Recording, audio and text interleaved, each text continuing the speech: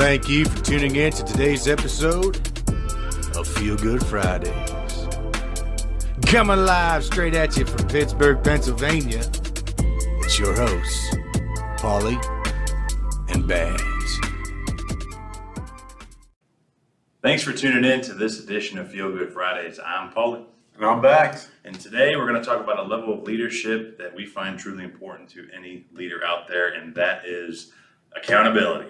So, Bagz, why is accountability important for any leader out there? It's huge. It's huge, Paulie. And I think the first thing you got to really address is, why is accountability always seem to be like a negative light amongst it, right?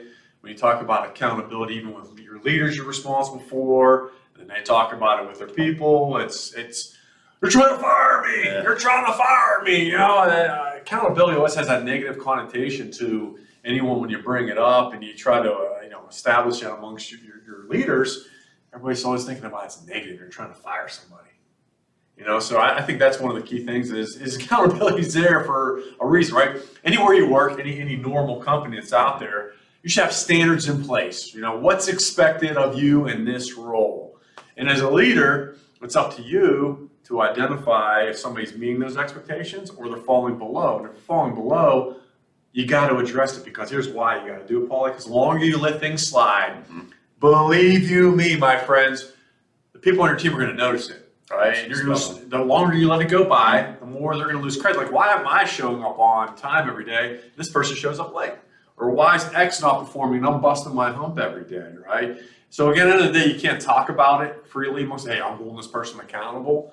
But you got to address it, because at the end of the day, people are going to talk to each other. So the longer you let people get away with things, the more respect you're going to lose, and you're going to lose your team. So that's probably why. And I'd say, Paul, what are some different ways or tactics to presenting accountability in a manner that's not going to be that negative light? Yeah, no, all good points. You're spot on there. And I think it comes down to your approach, right? And even before you have that meeting with the particular individual, you got to humanize yourself and wonder if there's something from their outside, their personal life, that is a detractor from, getting them to perform at a level that you need them to. So I always, sit down with the individual and say, are you okay? Right? Short and sweet. How's so-and-so? How's the kids? Right? Find out if there's a detractor in their life that is, preventing them to perform at the level that they need to. I think once you get through that and the person tells you, no, everything's good, all is well with the home and the homestead, the family's good, the kiddos are good, nothing, nothing's distracting me, then you can get into, well, I have some concerns, right? Here's where you have been performing at, and over the course of the last month or two, I've seen a decrease in your performance, right? So how can I better help support you? What do you need from me to get you back to where you're performing at? Because right now I have noticed a slight decrease, right? So always find out if there's any personal things going on in their lives before getting to the performance conversation. Yeah, no, you're spot on. I like what you said. You're isolating, right? So always try to figure out what's going on outside the four walls of the work environment to make sure everything is okay. Because you're right, they are human beings. We're human beings, and if something is detracting you when you come into the building or wherever you might work or your virtual office, that's going to affect your performance, right? You're a human being. And I remember a lady I used to work with. She always said, I take my personal problems, and before I walk in the door, I'll take them and put them on a leaf, and I'll walk in and I'll do my day. And then when I go back out, I pick them back up and I take them home with me, right? And sometimes, people do have personal things going on outside of work.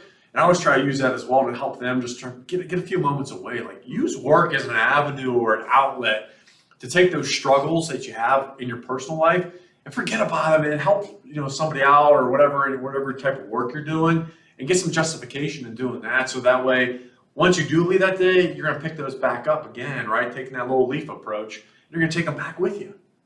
So those are it's easier said than done, but I agree with you on that 100%. If somebody's not right outside of work, there's nothing you can do, but you got to address that first. Yeah, for sure. And I think too, having the approach after diagnosing whether they have outside noise is treat it like a coaching conversation, right?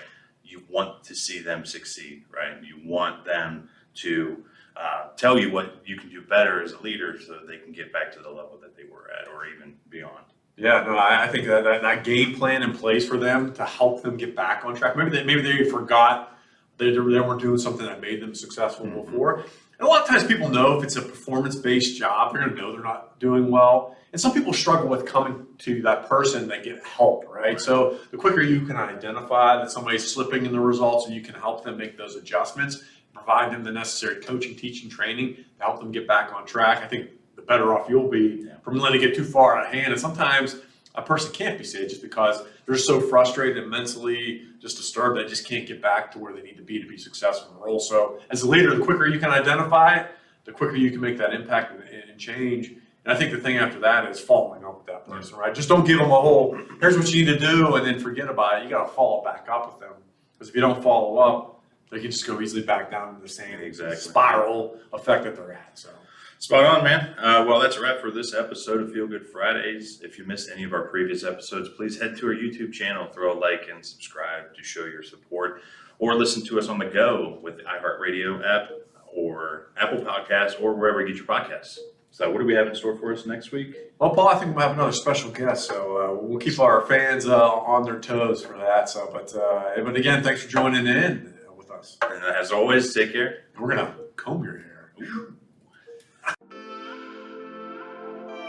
Thank you for tuning in to Feel Good Fridays. If you want to stay up to date with our podcast releases and upcoming material, please like and subscribe our YouTube channel. I'll wait. You didn't do it yet. Go ahead. I'm still waiting. Could you do it? Definitely check us out on our TikTok for special announcements and possible giveaways. Both can be found by searching at Feel Good Fridays Podcast. Thank you, and make it a great day.